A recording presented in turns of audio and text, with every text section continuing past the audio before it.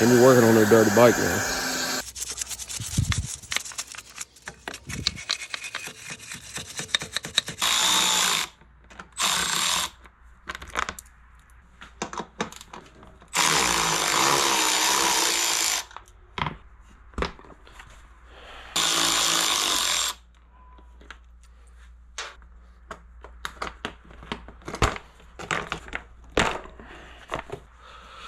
That way I don't have to worry about it later. All right.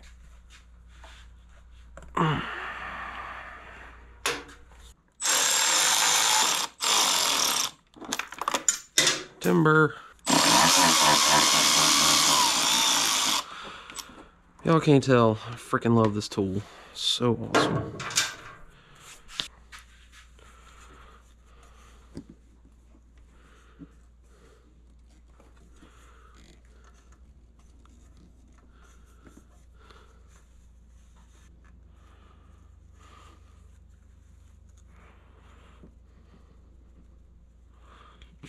Nothing too much.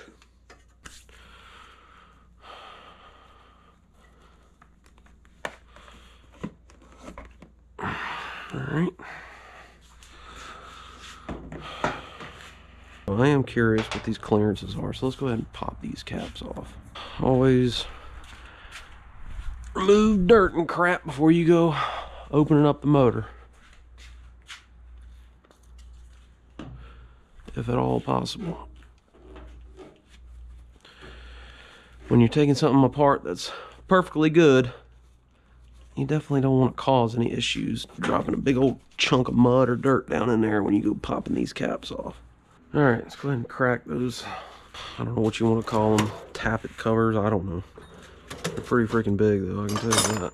I don't know what size they are. They ain't standard, but that's what I got. Oh yeah, that'll work. Alright, give the old pop. Not bad.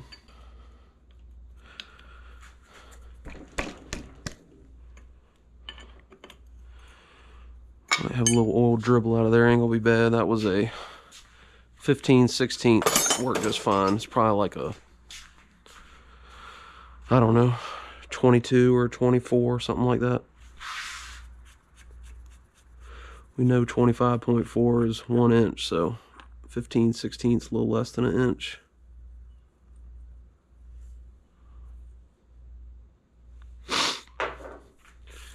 These little motors, man, they're so bulletproof. I swear I have taken this thing to heck and back. It's just, it's pretty dang clean.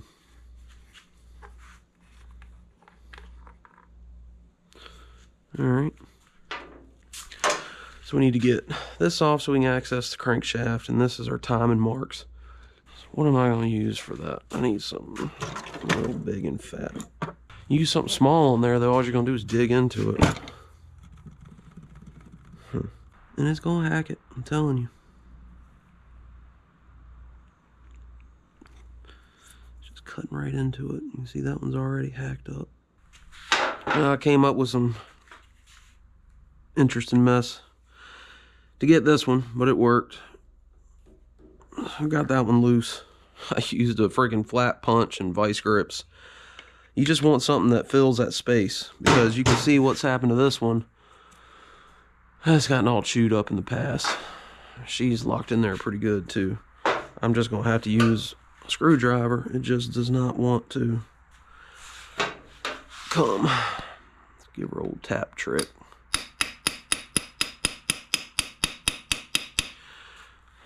It's a rubber O-ring in there, I'm sure, so it's just,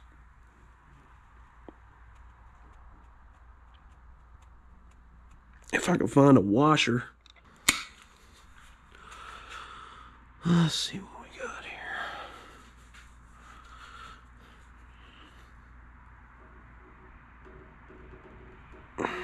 Damn.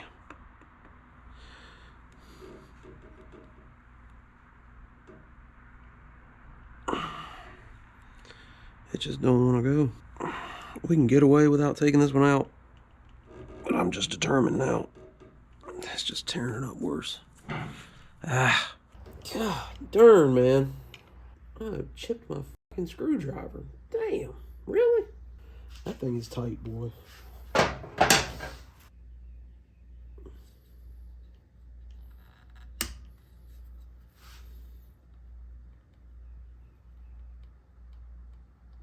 That fucker is tight, boy.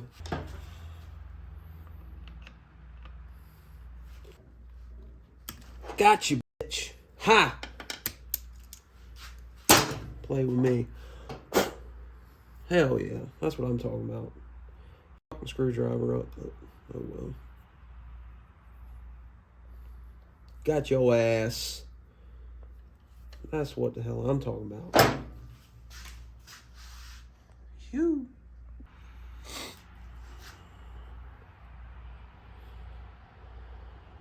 Most of the stuff for this bike is still available, but I ain't gonna take that for granted.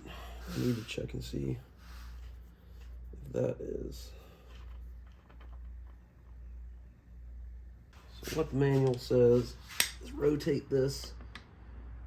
It's a 17, by the way.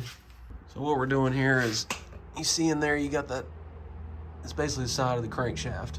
And in that little hole right there, that's where you got your timing marks. But we're gonna get ahead of that, and we're gonna watch what the motor does. No spark plug in there, so that makes it easier to turn over. All right, so we know this is a 4-stroke. So just a little quick reminder here, all right? Piston is at top dead center. The piston goes down the first time, that's your intake stroke. The intake valve is open and it's intaking air and fuel, all right? The next one is compression. That's where it's compressing the air and fuel. Both valves are closed in order to create that pressure boundary to compress the air and fuel.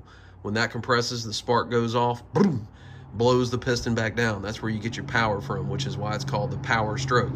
Stroke number 4 is the exhaust stroke. Piston comes back up, exhaust valve is open. So right after that, what did we say? We had the intake stroke.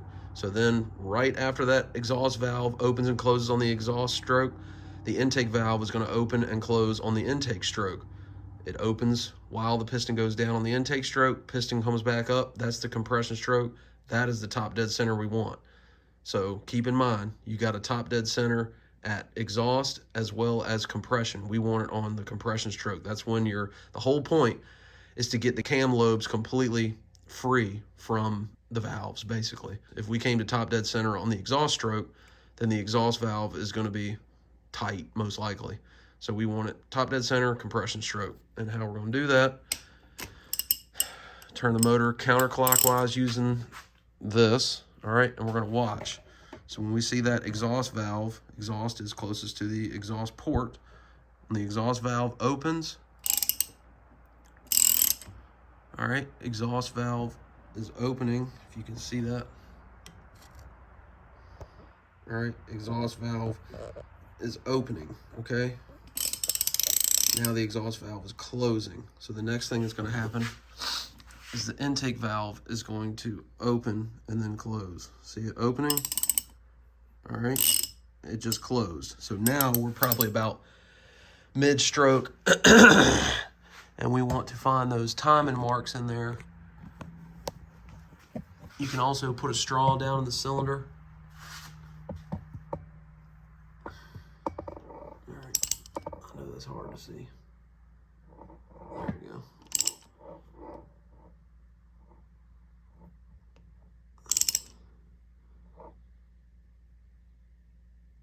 All right, so you see that tick mark right there? Now look, the whole point of this, it would take a good bit of movement for you to be a tooth off on your sprocket. So you're not gonna be able to hold it in that exact spot. I cannot get this thing to freaking show you. You're not gonna be able to hold it. It's gonna float right there. But you know that's dang close enough to top dead center that now we should be able to go up here, shake. I got play in that. And I got play in that. That's your ultimate thing. You want your valves to be free. You hear that?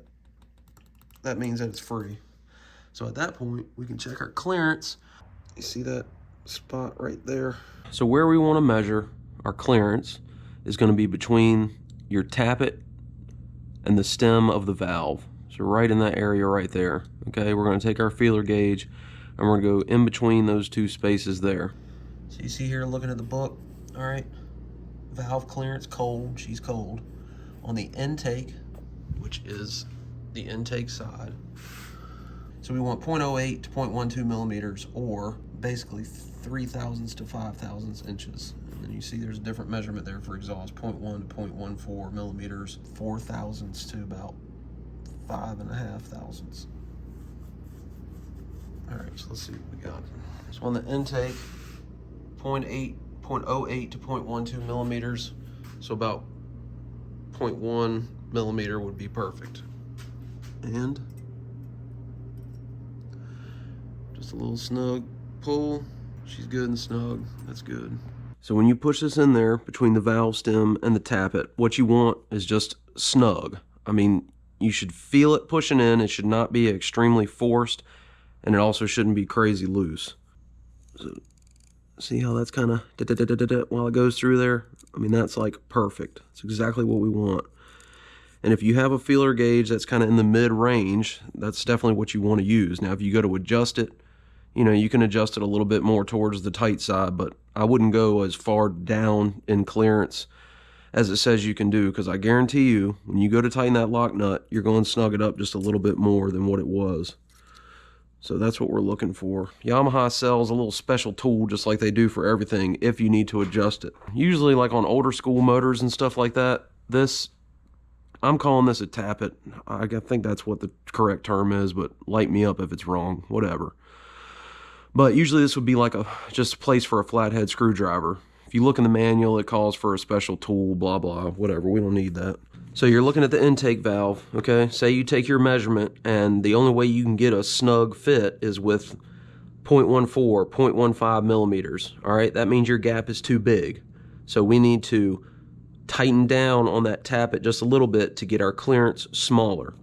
So, for example, if you're at 0.15 millimeters, that'd be too big of a gap. So you would take your 8 millimeter, loosen that nut, and then just get a little small adjustable like this. While you're holding this, the nut is loose, you're gonna take your wrench and you're gonna turn that tappet just a little bit. You don't really know how much it's gonna be. You're just gonna have to do it one time and see what you get. And while you hold that position, you go ahead and tighten that 8 millimeter back tight. Then take everything off. Take your feeler gauge. We want 0.1 is right in the middle of that range. We would check it. If that's the fit you get, you'd be perfect. Now say you couldn't even get that feeler gauge in there, all right? Like most all of us do, you probably turned it too far the first time. So you're gonna take your 8 millimeter, you're gonna put it in there, you're gonna loosen that 8 millimeter, and then you're gonna back this off just maybe half of what you did the first time. Hold it in that position, tighten that 8 millimeter back down, take it all off, take your feeler gauge, check. It's tedious. Snug fit, you'd be perfect. All right? That's all there really is to it. And you can transfer this skill just like on that Toyota. It's got the same style. It's just going to be about 4 times as many of them because you've got a lot more valves and such. But then exhaust is 0.1 to 0.14 millimeters. I got a 0.13 here, 0.13 millimeters. Just focus that with my nose. All right. Just a little snug. That's exactly what we want. So our clearances are good there. That ain't changed over 20 years, so you can't be mad at that. All right. This is just a good thing to check. It doesn't have to be super routine. Once again, I had a 2007 KTM 250F. I had to adjust that intake valve like once every 12 hours. The earlier liquid cooled 4-strokes, man, they were horrible on those intake valves. The valves would just continue to close. The funny thing is, you would kind of think as things get worn and stuff like that, stuff's going to get more sloppy and loose, but everything is kind of upside down with valves. So as that thing is continuously smashing into the cylinder head, the valve seat would start to wear, and so that intake valve would continually be able to go up further into the head, which made the clearance tighter and tighter and tighter. You can always tell when an intake valve is starting to get tight on you if you have a harder time getting it started when it's cold. So if the bike kind of starts okay once it's hot, but when that thing is cold, it's really hard to start, or I shouldn't say hard to start, but it just takes a longer time to get it going. Once you've ruled out all the simple stuff like carburetor, things like that, you can look towards the intake valve. That can be a problem there. But with that KTM, I had to adjust that constantly. It just got to be a routine thing. Every other oil change, and it gets to a certain point, then you got to go in and redo the valve seats or get a new head or whatever. But with these old school styles like this, it's not something you need to check all that often. But you get in there, pull the carburetor out, you're right here, why not check it and you kind of see what you got going on. And if it's not adjusted correctly, well, you're leaving some horsepower on the table. Yeah, we're talking about 7, maybe 10 horsepower on this motor, but hey, that means you tell a big difference between 7 and 5 or 10 and 8. So something worth checking. Now for me on this project, I just wanted to check the clearance before I got further into the motor. I'm putting a BBR 150 big bore kit in here. So I'm going to check it again once I put it all back together. But I just thought this would be, kind of good to put it out there and just kind of a step along the way. So if y'all are interested in that, just be looking for that video coming up. I've got some more I'm going to do with this. I've been real bad about with the Harley. I didn't do much documenting on all that. So kind of figured I'd do some videos along the way with this, and maybe I can continue that habit with some other stuff. But appreciate y'all checking it out. And if anything didn't make sense, I'm sure sometimes I use wrong, incorrect terminology or whatever. Hate on me in the comments. It's fine. I don't care. I ain't perfect, but trying to explain it the best I can. So appreciate y'all checking it out, and y'all take it easy.